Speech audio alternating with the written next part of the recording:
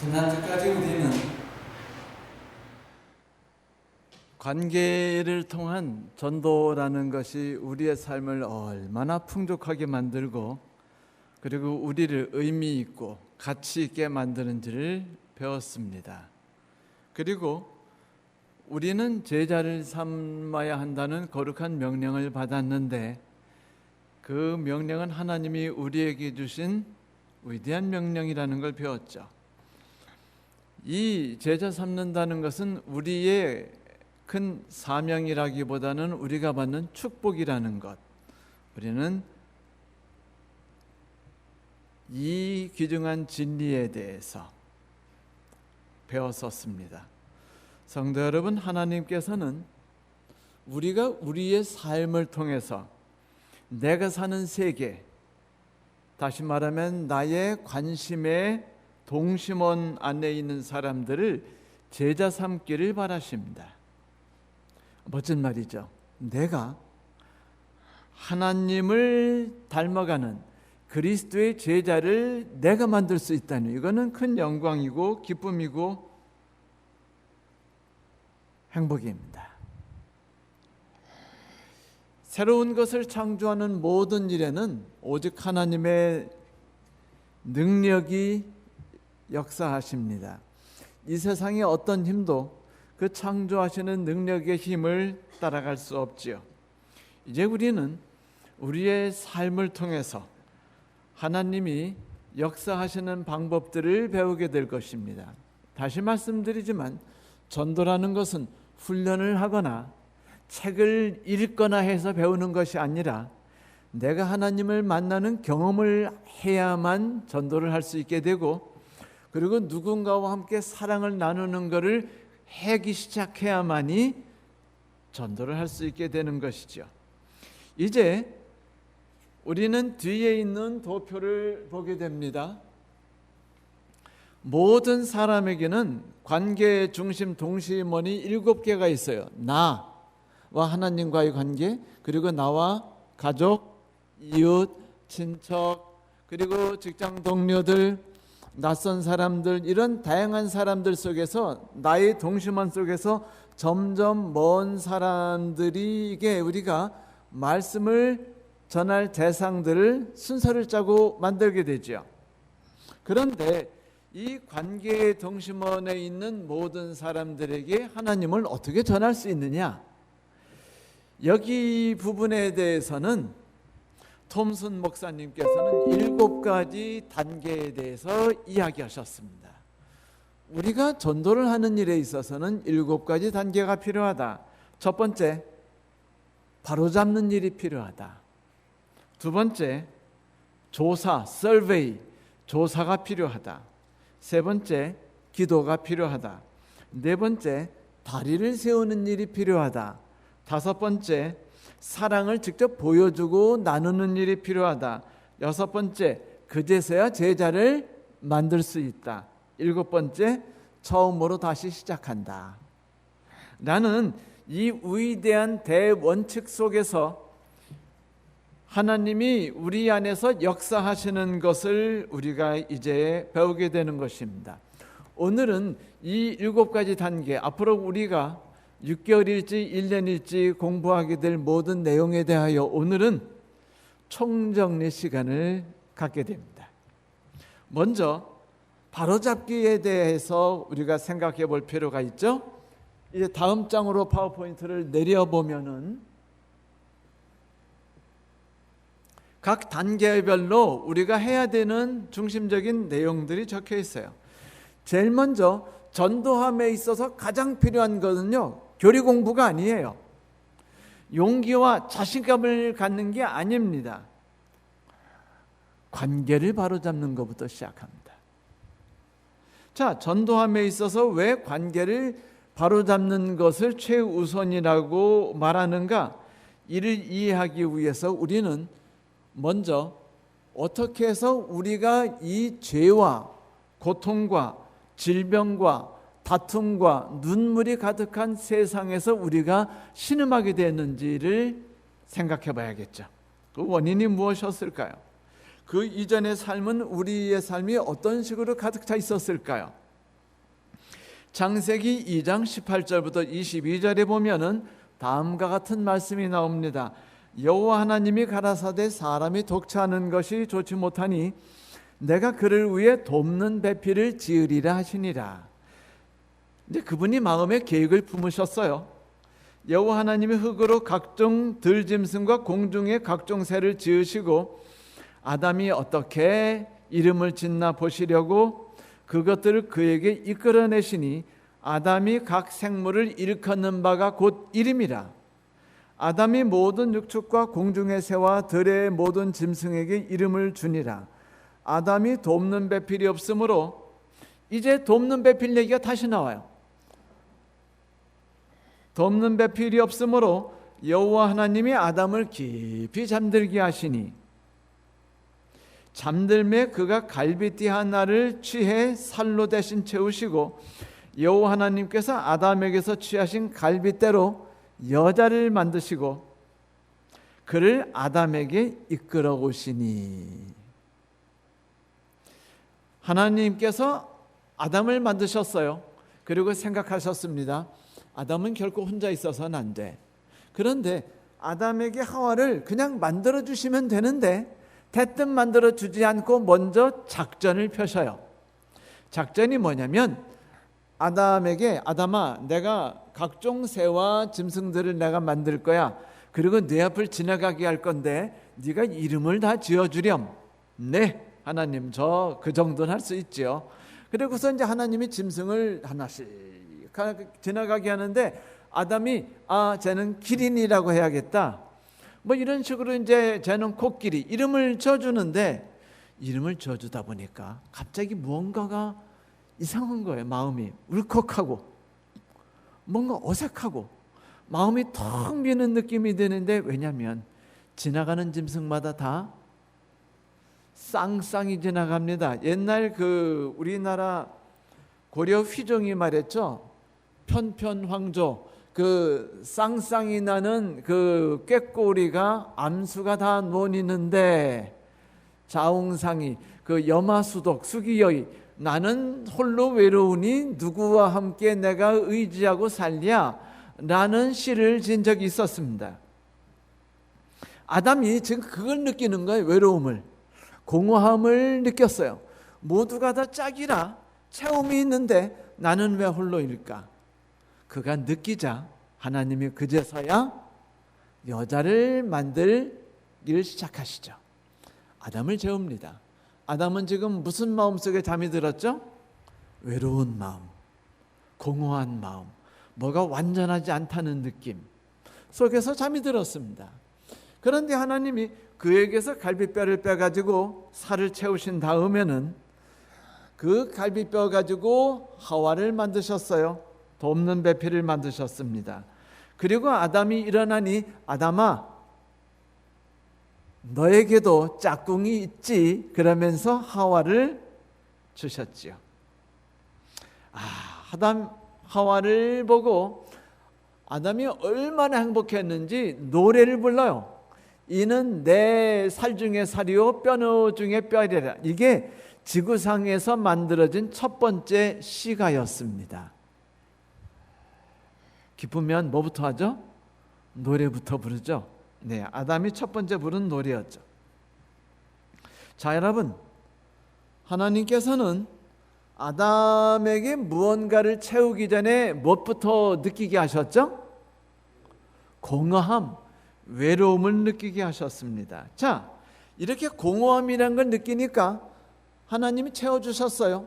그 다음에 이제 아담은 이 공허함에 대해 생각하는 거예요. 그래, 나에게는 여전히 공허함이 있어. 이 공허함을 채울 것은 무엇일까? 그때 안식일이 다가왔고 하나님이 안식일을 통해서 인간을 만나러 오셔서 인간의 공허함을 하나님과 함께 만남으로 채울 수 있게 하셨는 것이 창세기 2장에 나오죠. 여러분, 창세기 3장 8절에 보면 이런 말씀이 있어요. 그들이 날이 서늘할 때 동산에 거니시는 여호와 하나님의 음성을 듣고.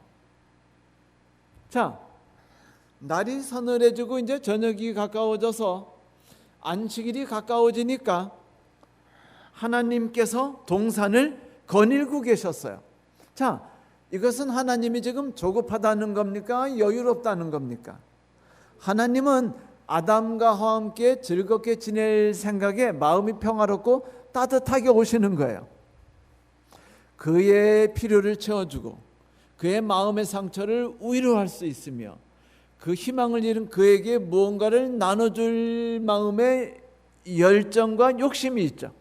그것을 위해서 그분이 치르실 희생이 어떤 것인지는 그분이 아시지만, 여기서 중요한 건 뭐냐면 하나님께서 동산에 걸어오고 계시다는 기록이었습니다. 그래요. 여러분, 이것이 바로 공허의 체험이에요. 처음에 하나님께서는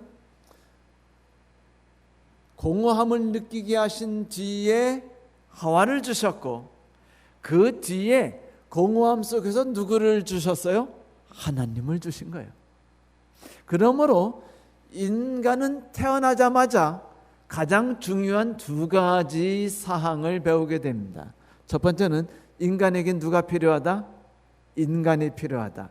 인간이 혼자 생활할 때는 불완전하지만 함께 있을 때는 완전해진다. 비록 왼수라 할지라도.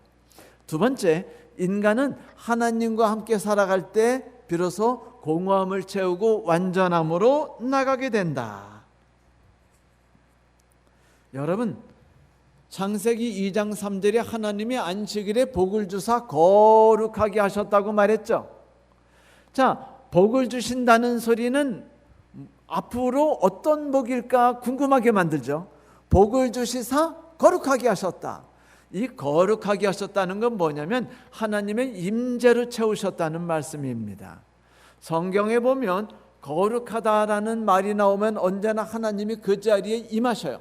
가시떨기나무가 불타는 가시떨기나무가 됐어요. 하나님이 그 자리에 임하셨고 그 자리는 거룩한 자리가 됐습니다.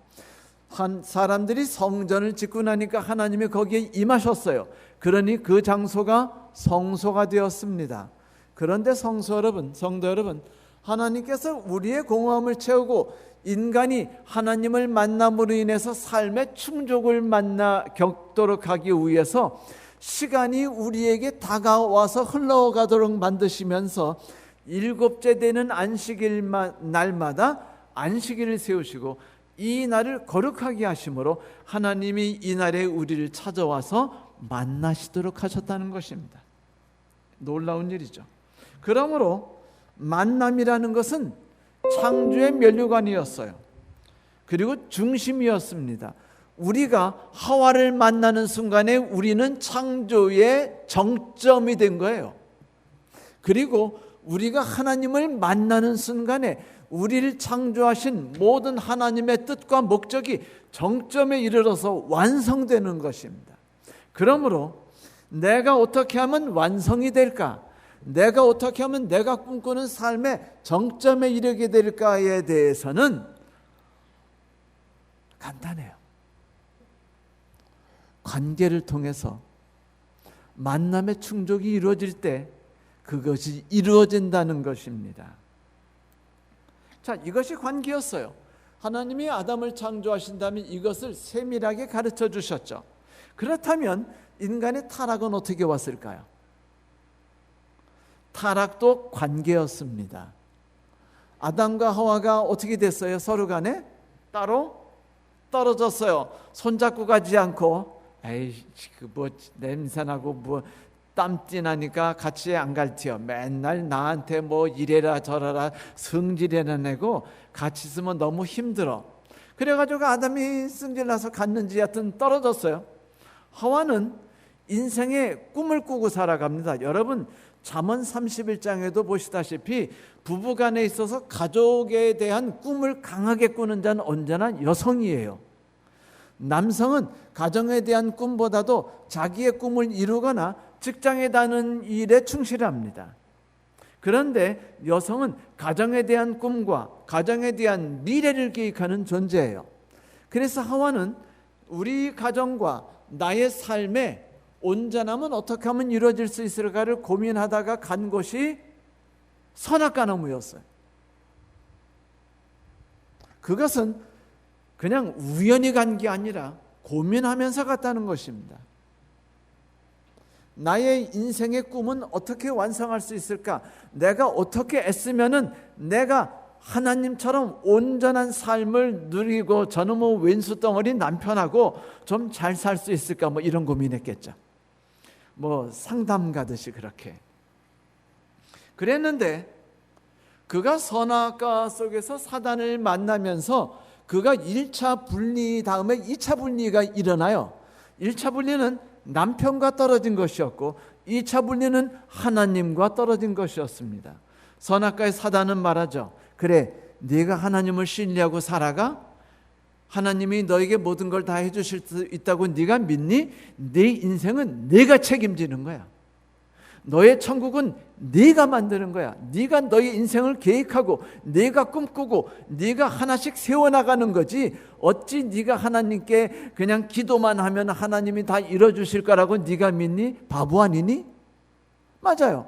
그러니까 하와가 생각하니까, 그래, 내가 하나님을 섬기지만 내가 하나님의 지경까지 나가는 데 있어서는 나의 노력이 있어야지 않느냐. 마치 우리가 그리스도인이 되었으니 하늘에 이르기 위해서 계명을 열심히 지키자고 노래하는 것처럼 똑같이 일어난 겁니다. 성도 여러분, 내가 저 과일을 먹어서 하나님이 되리라, 내가 열심히 신앙생활해서 천국에 가리라는 말은 똑같이 우리를 하나님께로부터 분리시킵니다. 그 염려를 왜 내가 해야 돼요? 그건 하나님이 하시는 일이며 하나님이 주관하시는 일입니다. 여러분, 이렇게 관계가 무너지니까 죄악이 들어왔고, 관계가 무너지니까 슬픔과 죽음이 몰려왔어요.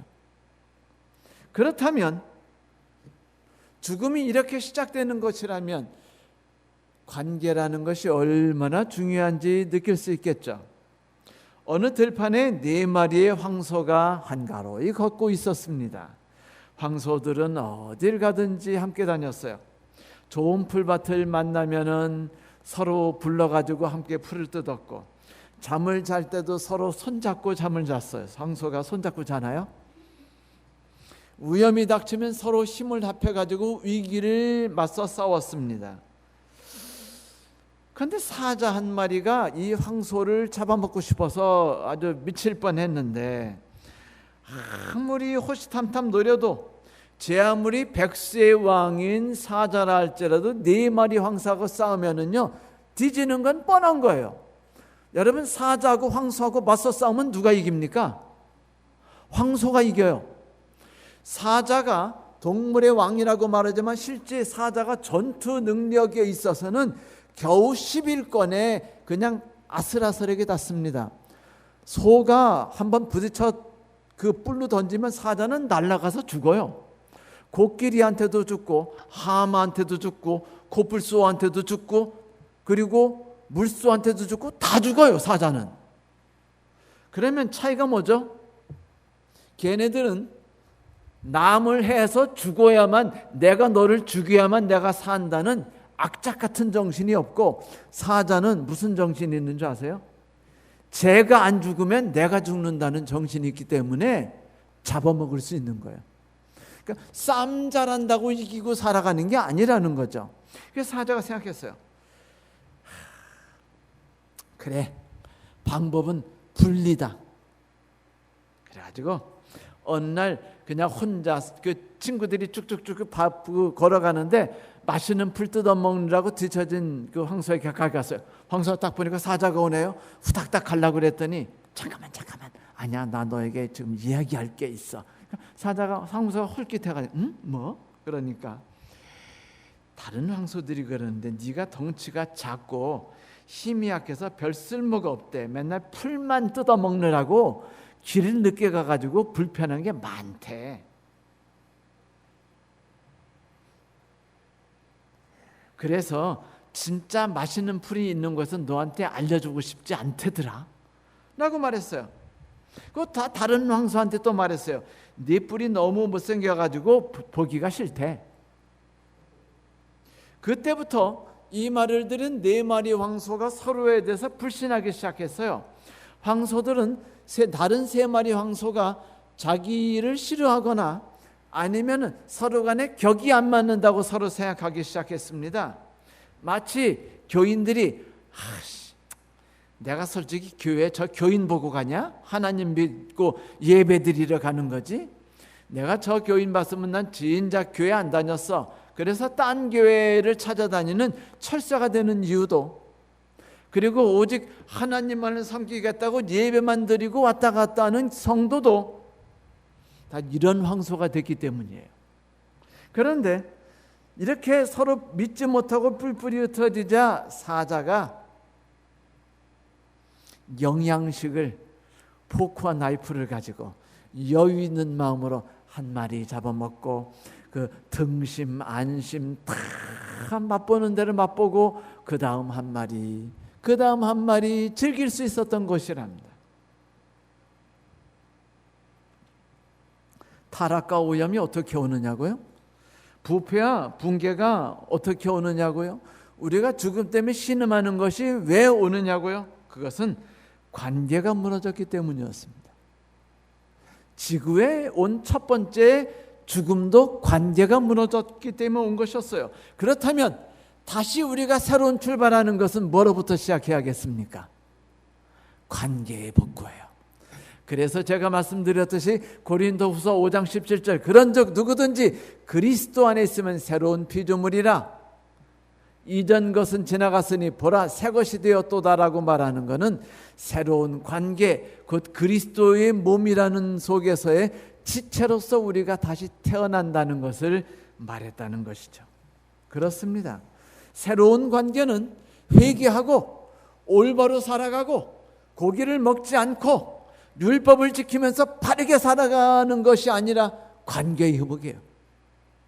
관계의 회복이 새로운 삶의 시작이었습니다. 여러분 어떻게 생각하세요? 우리는 과연 하나님과 올바른 관계 속에 살아가고 있습니까? 많은 성도들이 내가 예배드리는 것으로 내가 올바른 관계를 갖고 있다고 생각하고 나는 성도들하고 잘 지내라고 속으로 생각할지 모르지만 여러분들 가만히 보세요. 여러분 카톡을 보세요. 보면은요, 나를 좋아하는 사람들하고만 서로 찌찌뽕뽕 놀고 있지 절대로 다른 성도들하고 한 달이 지나도 일주일이 지나도 그 사람이 아픈지 뭐한지 신경도 쓰지 않고 카톡 나누지도 않고 뭐 어떤 거 해서 뭐 음식 만들어서 나눠줄 생각도 하지 않습니다. 왜냐하면 그런 생각이 안 들거든요. 이 일이 왜 일어나는가? 제가 옛날에 이제 어느 날 방학이 돼서 집에 갔더니 아버지가 저를 딱 보시더니 그래, 태균아, 네, 너는 꼭 뭔가 필요하면 집에 오지? 그때 저는요 좀 부끄러웠어요. 들켰구나. 그런데 여러분, 아버님이 돌아가신 다음에 오랜 세월이 지나서 제가 느끼게 됐어요. 내가 아버지와 나의 관계가 가지고 있는 관계가 정상적인 게 아니었구나. 난 그냥 아버지가 있고 내가 있으면 우리끼리 다 통하는 사이고 그냥 되는 것이라고 생각했죠.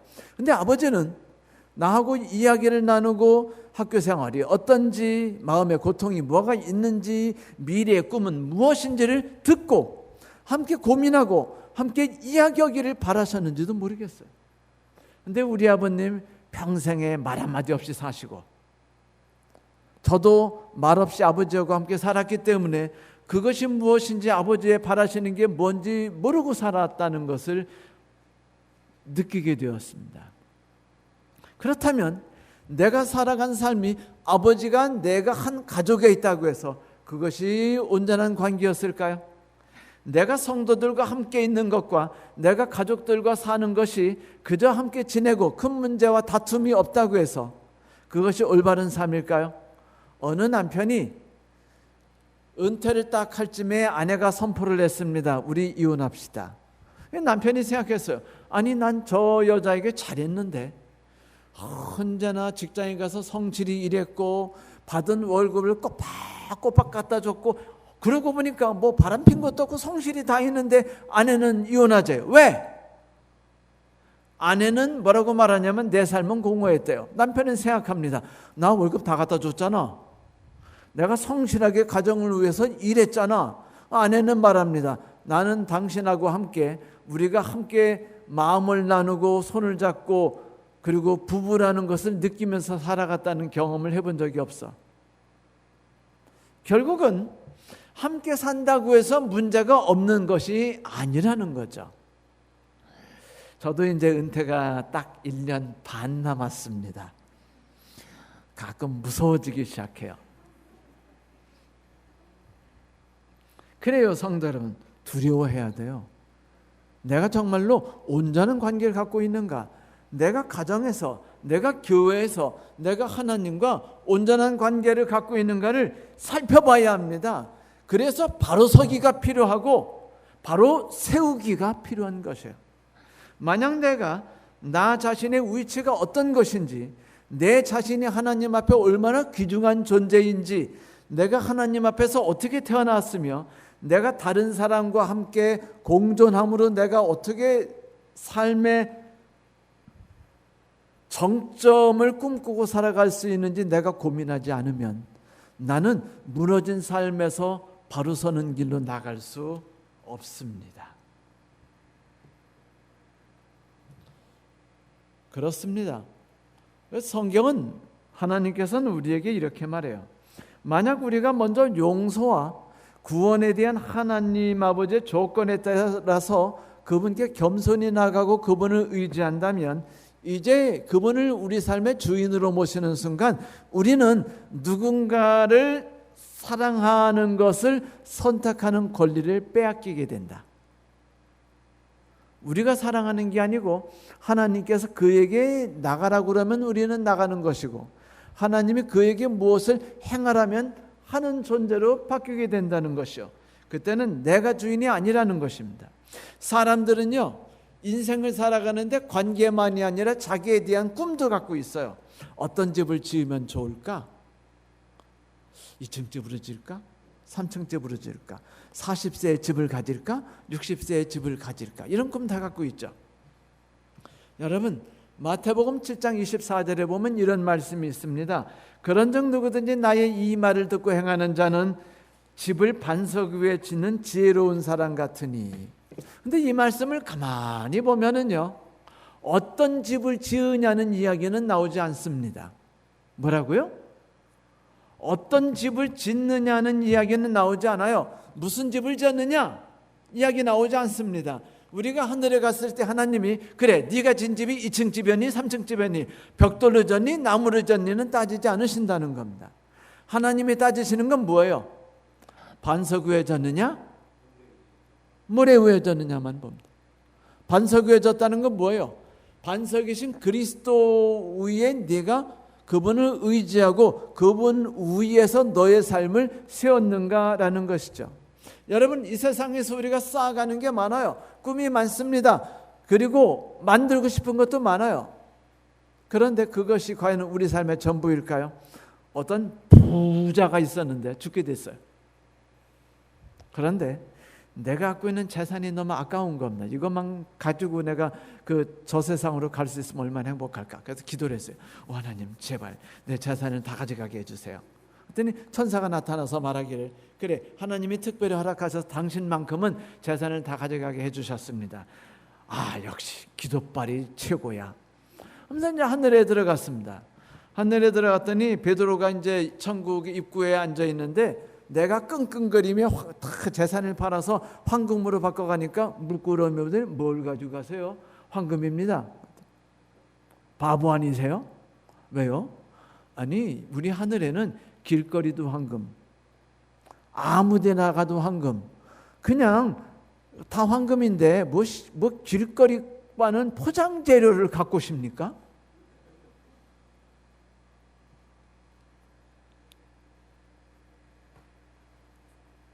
우스갯소리입니다만 성도 여러분, 이 세상에서 우리가 무엇을 꿈꾸며 살아가는 것이 과연 우리의 현 삶과 내세에 있어서 그것이 영향성과 가치가 있는가를 우리는 생각해 볼 필요가 있죠.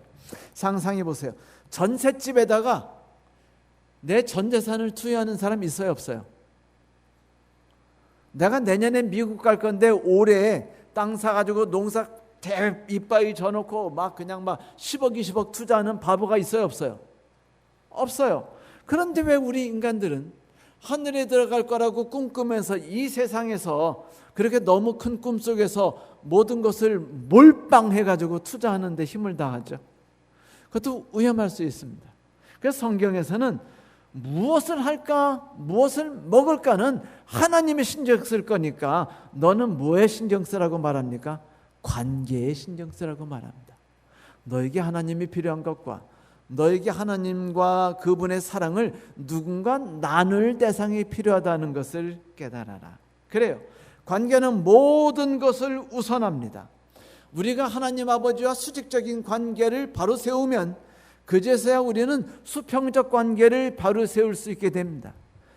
그러기 위해서 나는 내가 얼마나 가치 있는 존재인지, 하나님이 나에 대해서 얼마나 큰 꿈을 꾸고 있는지에 대해서 깨달아야 되겠죠.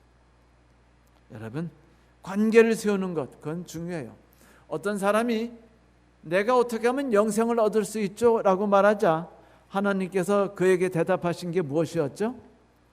네가 이웃을 사랑할 줄 안다면 너는 영생할 것이다. 그러니까 뭐라 그래요? 나 이웃 잘생겼는데. 그렇죠. 우리 집사님들 보면 카톡에 교우님들 주소 이름 다 카톡에 적혀 있어요, 안 적혀 있어요? 전화번호 다 있죠. 그래, 우리는 그분들 사랑하고 만날 때마다 집사님 오셨어요 라고 손 잡아요, 안 잡아요? 사랑하잖아요. 그 사람도 그렇게 생각한 겁니다. 그러자 예수께서 뭐라고 하셨어요?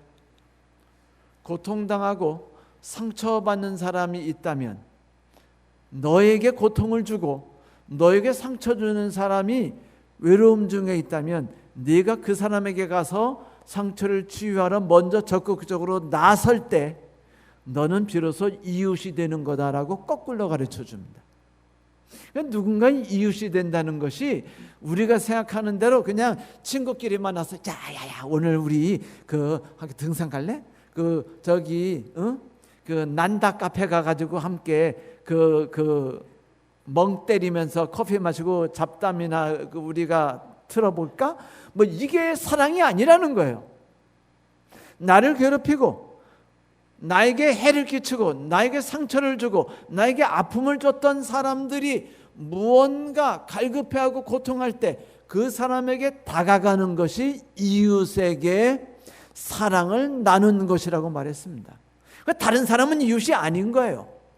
여러분들이 같은 성도를 이웃이라고 생각하지 마세요. 이웃 아닙니다. 가족을 이웃이라고 생각하지 마세요. 그런데 가족 중에 남편은 이웃이라고 생각해도 돼요. 왜냐하면 왼수니까. 자식 새끼도 왼수라고 생각해도 돼요. 왜냐하면 이웃이라고 생각해도 돼요. 왼수니까. 하지만 왼수가 아닌 사람은 이웃이 아니라는 사실을 잊지 마십시오. 그런데 우리가 그렇게 나가게 될 때 뭐가 되기 시작하면 복구가 되기 시작하는 거예요. 그래서 먼저 바로 세우기부터 시작하라. 그 다음에 하는 일이 뭐냐면, 좋아, 나와 하나님 관계를 바로 세웠으니까 내가 어떻게 해야 할까? 다음 단계가 뭐냐면요, 대상을 선정하는 겁니다. 마음 아픈 자, 외로운 자, 필요 속에 빠져 있는 자들, 갈급해하는 자들을 찾아보는 겁니다. 어디서? 먼저 내 가정에서. 그 다음 앞에 단계에 보면은 가정의 동심원에 가정, 친척, 친구들, 직장 동료, 이웃들 이런 식으로 나가듯이 제일 먼저 누구부터 신경 써요? 가족부터. 모든 사람에게 다 잘하고 사람들은 습관상 가족에겐 좀 덜 하는 습관이 있죠. 특히 남편. 저놈의 남편은요, 왜 세상 사람들에겐 착한데 나한테는 착하지 않죠? 그런데 모든 사람들이 그렇게 생각해요. 내 아내는 모두에게 착한데 나한테는 착하지 않아. 우리 부모님은 모두에게 착한데 나한테는 착하지 않아. 그런데 여러분, 선함과 착함과 친절과 희생은요, 가족에게부터 시작합니다. 그가 하나님을 만나지 못한다면요, 나는 다른 일을 하지 마야 돼요. 전도 왜 하려고 했습니까? 먼저 내 가족이 하나님 안에서 하나님 사랑 가운데 사는 것을 보고 만족하면은 그 다음에 다음 단계로 나가셔도 돼요. 그것이 없이 다른 데로 나가는 건 책임 회피일 수도 있습니다. 고민하세요. 눈물을 흘리세요. 그러므로 이제 시작하는 것이 설문조사입니다. 영어로 폼따고나게 말하면 survey. 뭐라고요? survey를 돌린다. 자, 여러분, 상대방에게 사랑을 쏟아부어야지. 그러면은요, 우리가 어떻게 하냐면요, 내 방법대로 사랑해요. 무슨 방법대로요? 내가 좋아하는 음식을 먹이고 내가 생각하는 이상과 꿈을 나눠줍니다. 그런데 상대방은 나하고 먹는 음식이 같아요, 틀려요? 틀려요. 꿈과 이상이 같아요, 틀려요? 틀립니다. 그러니까 내가 주는 것이 나는 양약이라고 생각하는데 걔는 뭐라고 생각해요? 독약이라고 생각해요. 사랑을 전혀 주지 않았다고 생각합니다. 마치 사자가 소하고 결혼해가지고 여봉 고기 줄 테니까 맛있게 드세요 라고 말하는 것과 똑같아요. 그래서 설베이가 필요합니다. 먼저 사랑하는 내 가족을 이름을 적으세요. 이름을 적고 그에 대해 분석하셔야 돼요. 얘가 요즘 어떻게 살아가는가? 얘가 언제 외로운가? 얘가 꿈꾸는 꿈이 뭐였는가? 얘가 혹시 한마디라도 나에 대해 서운한 일을 뭐라고 말했는가? 왜 그렇게 말했는가? 얘 성격은 누군가? 얘 친구는 누구하고 같이 사귀는가? 이런 거를 살피는 겁니다. 성도 여러분, 제가 삼육학원에서 오래 일했죠. 본부에서 일했는데 제가 본부에서 일할 때 대기업들이나 국가의 사업들에 많이 동참했습니다. 그러면 이것이 수십억대 단위의 사업들이 아주 많았어요.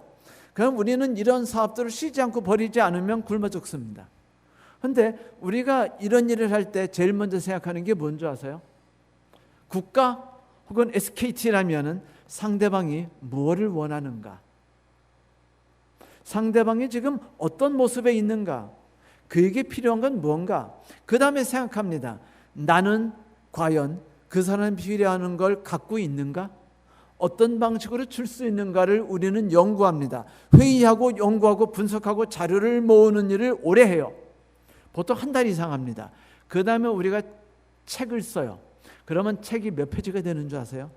100페이지 이상을 씁니다. 반드시 100페이지 이상을 써서 상대방이 어떤 사람이며 뭐가 필요하고 뭐를 필요로 하며 그것을 어떻게 원하는지를 써요.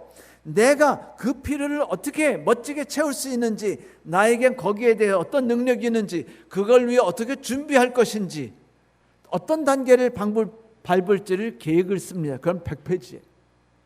이러고 우리가 업체에 나가서 그 입찰을 거는 겁니다.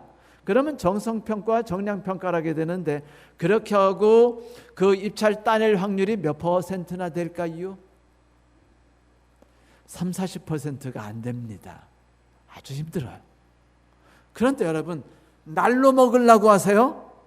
내 아들이나 내 딸이나 내 남편이나 혹은 내 친척이나 혹은 내 직장 동료가 하나님 믿게 하는데 그걸 날로 먹으려고 하세요? 안 됩니다.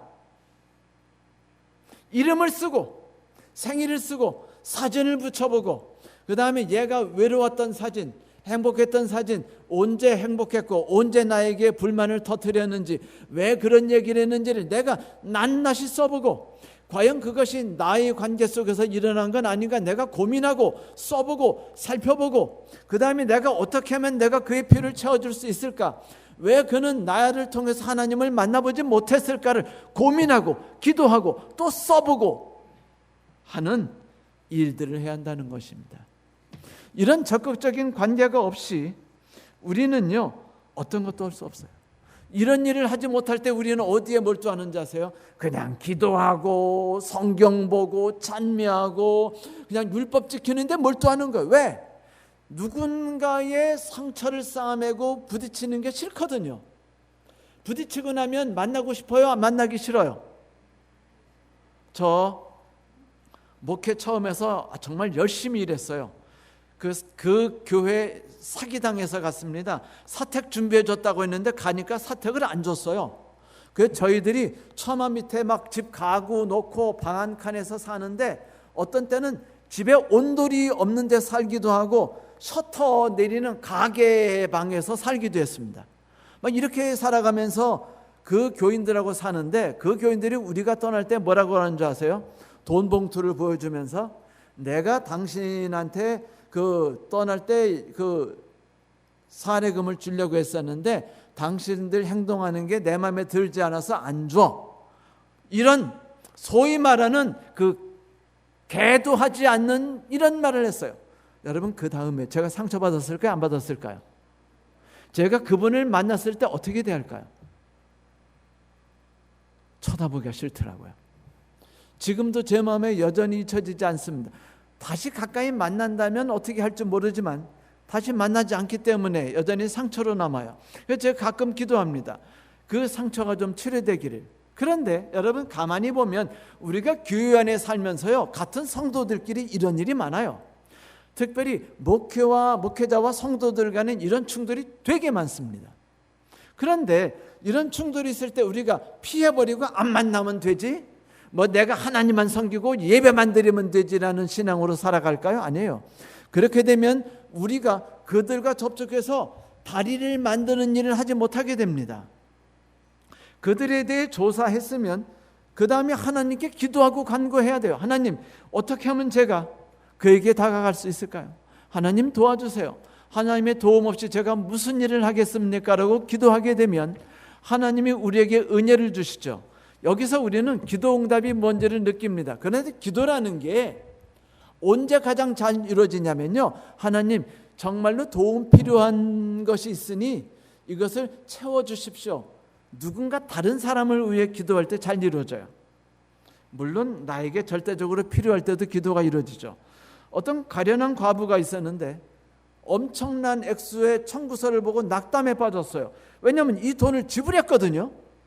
지불했는데 청구서가 다시 나오더니 뭐라고 나오냐면 이달 말까지 내지 않으면 집을 압류하겠습니다. 미치겠는 겁니다. 돈을 지불했어요. 그런데 안 냈대요. 영수증이 없습니다. 그러던 어느 날 간절히 기도했습니다. 영수증을 그 청구서를 붙잡고 하나님 제발 좀 도와주세요 하고 간절히 울면서 기도했는데 어느 날 찾아왔어요. 사람이 그 회사에 찾아온 겁니다. 뭐라고 말하냐면 이번 주 말까지 돈을 내지 않으면 집을 압류하겠습니다. 너무 속상하고 너무 분통 터지고 너무 눈물이 나는 거예요.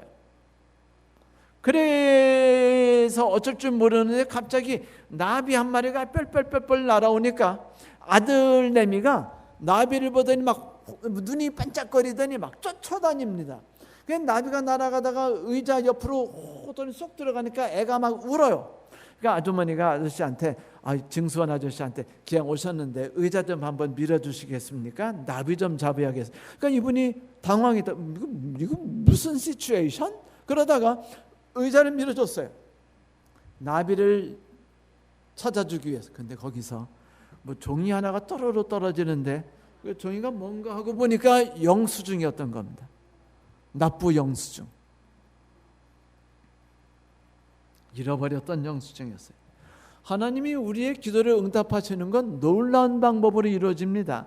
하지만 기도가 가장 멋있게 이루어지고 성공적으로 이루어지고 우리를 감동하는 것은 나에게 상처 준 누군가 이웃들, 그리고 영혼이 상처 입은 그들에게 내가 다가갈 때 기도가 가장 영빨이 심해요. 여러분, 그 다음에 우리가 하는 일이 이제 다리를 놓는 겁니다. 뭐를 놓는다고요? 다리. 여러분, 다리를 끊는 거 영화에서 많이 보셔야 안 보셔요? 인디아나 존스에 보면은 사람들이 막 자기를 죽이러 오면 막 칼 가지고 다리를 막 팍팍 내리쳐요. 왜 그래요? 가까이 못 오게. 그래요. 다리라는 거는 끊어버리면은 뭐가 끊어지죠? 교류가 끊어져요. 사단이 나에게 침공하는 것을 막을 수도 있지만 또 뭐도 끊어집니까? 다른 사람과의 교류도 끊어지는 것이 다리이죠. 다리는 사용하지 않으면 사가서 못 쓰게 없어지기도 하고 끊어버리면 서로의 교통이 불가능해집니다. 원수가 다가오게 하지 않게도 할 수 있지만 내가 사랑하는 사람에게 다가가지 못하게 할 수 있어요. 여러분, 다리가 없으면 가까이 가지 못해요. 사랑하는 아들, 사랑하는 딸, 사랑하는 저놈의 왼수 남편, 혹은 안 믿는 자녀들, 안 믿는 가족과 친척들, 그리고 같은 성도들과 상처 입었을 때 우리가 해야 할 일은 기도한 뒤에 다리를 놔야 된다는 것이에요. 어제 우리가 공부한 것처럼 언제나 믿음이 강한 자가 믿음이 약한 자에게, 이것이 성경의 공식 법칙이죠. 그러므로 내가 다리를 놓기 시작하는 거예요. 다리를 놓는 사람들을 성경 이사야서에는 무너진 것을 보수하는 자라고 말했습니다. 다리를 놓기 시작해야 비로소 우리의 관계가 무너진 것이 수보되기 시작하기 때문입니다. 서로의 상처가 치유되고 서로의 어색함이 해결이 되기 시작하고 서로를 이해하고 서로를 사랑할 수 있는 것으로 쌓아가게 되므로 모든 것이 원활한 관계를 가는 거예요. 왜 고혈압 걸려요? 왜 몸다리 사지가 여기저기 쑤시고 아픕니까? 피가 잘 안 통해서 그런 거예요. 그렇다면 결국 핏줄이 막혀서 그런 거 아닙니까? 뚫으면 된다고 말하면서 막 텔레비전에 보면은 뭐를 드세요, 이것만 드시면은 뭐 고혈압이 없어지고 뭐 사지 팔다리에 없으신 게 없어집니다라고 우리 하면 약 사 먹느라고 바쁘잖아요. 똑같아요. 누군가와 그 어색하거나 친밀한 관계가 있지 않을 때, 나의 마음이 풍성함 속에 빠지지 않을 때 간단합니다. 다리를 놓기 시작하세요. 생일을 챙기고 그 사람에게 뭔가 전화를 걸어주고 도움이 필요한지, 내가 뭐 갖다 줄 게 있는지 그냥 무조건 전화해 보는 겁니다. 카드도 보내주고 그 다음 엽서도 보내고 가끔 찾아도 주고 뭐 맛있는 것도 갖다 주고 가끔 지나가다 케이크도 사주고 아이스케이크도 사주고, 어떤 식으로 하더라도 다리를 놓지 않고는 뭐 할 수 없어요? 건너갈 수 없습니다. 절대로 다리를 놓지 않고는 건너갈 수 없어요. 그 사람은요, 내가 다리를 놓기 전까지는요 왼수예요. 내가 다리를 놓고 나서야 비로소 사랑스러운 사람이 될 수 있습니다. 다리를 놓기 전까지 그 사람이 나를 별 볼 일 없는 사람으로 봅니다. 내가 다리를 놓기 시작해야만 그 사람이 나를 괜찮은 사람으로 보기 시작해요. 그렇죠. 이렇게 다리를 놓기 시작하면 우리는 그 뒤에 서로 간에 이제 주고받기 시작하죠. 이것이 이제 어린이부에서 하는 뭐죠? 같이 용인자연농원도 놀러 가고 같이 뭐 생일 되면은 같이 뭐 공원에 가서 놀고 하는 것이 다리를 놓는 것이기도 합니다. 이렇게 서로 간에 사귀기 시작하면 비로소 본격적으로 그들의 필요가 무엇인지를 찾고 필요를 채워주는 일을 시작한다는 것입니다. 이렇게 하면 비로소 무너진 것이 보수되면서 하나님의 사랑이 우리를 통해 누구에게인가 흘러가면서 내가 누군가를 하나님의 제자로 만드는 일이 시작된다는 것입니다. 그러면 그것이 전도로 끝났을까요? 아니에요.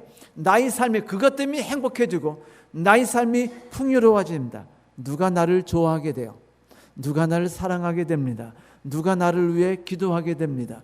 하나님의 능력 중에 오늘은 사과를 내가 나눠주면서 사과를 맛봐요. 내가 누군가에게 하나님이 주신 배를 나눠주면서 내가 배의 맛을 맛보게 됩니다. 여러분, 인생의 풍요로운 걸 즐기고 싶으시면 하나님이 주신 축복과 능력을 나눠주세요.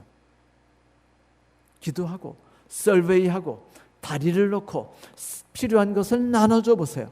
이렇게 하면서 제자가 만들어지는 것이며, 이렇게 함으로 나는 하나님 안에서 온전한 관계를 갖고 천국을 갖게 되는 겁니다. 성도들, 해보시겠습니까? 이 멋진 일을 우리가 앞으로 여러 개월 동안 공부할 텐데, 이 공부에 여러분이 함께 하시면서 하나님이 주시는 천국을 함께 맛보시게 되기를 바랍니다. 말씀을 마치겠습니다.